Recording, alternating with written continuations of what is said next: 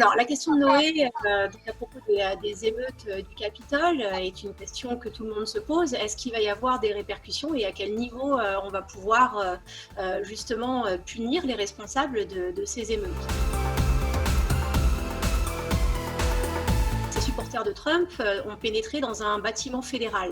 Et donc, ces personnes-là se sont rendues coupables d'avoir pénétré par effraction dans un bâtiment de l'État. Donc, la première répercussion va être légale. Donc, le FBI a fait des enquêtes, a commencé à pratiquer des arrestations. Et donc, ces gens-là vont tout bêtement être inculpés d'être rentrés par effraction dans le Capitole.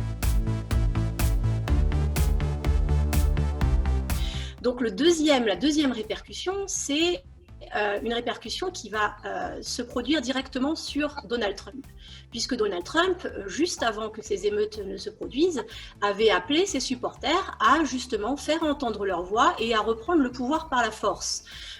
Donc ce message-là est considéré comme une incitation à l'insurrection.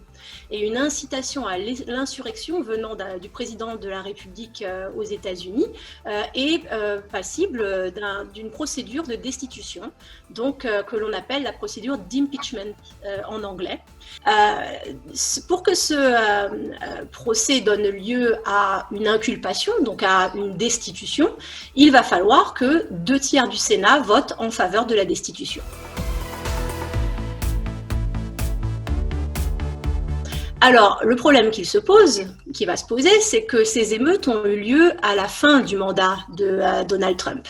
Donc, ce qui pose problème aussi, là, c'est que même si la procédure de destitution aboutit à un jugement contre Donald Trump, c'est-à-dire à une inculpation, il sera déjà parti. Donc, cette destitution va être uniquement symbolique, mais en tout cas, Donald Trump, s'il est reconnu coupable, ne pourra plus vraisemblablement se présenter pour un second mandat, éventuellement dans 4 ans. Il est aussi possible qu'une fois qu'il sera plus président, il soit poursuivi tout simplement par une cour de justice fédérale pour justement incitation à l'insurrection. Donc il reste à savoir si juridiquement il est passible d'une peine de prison.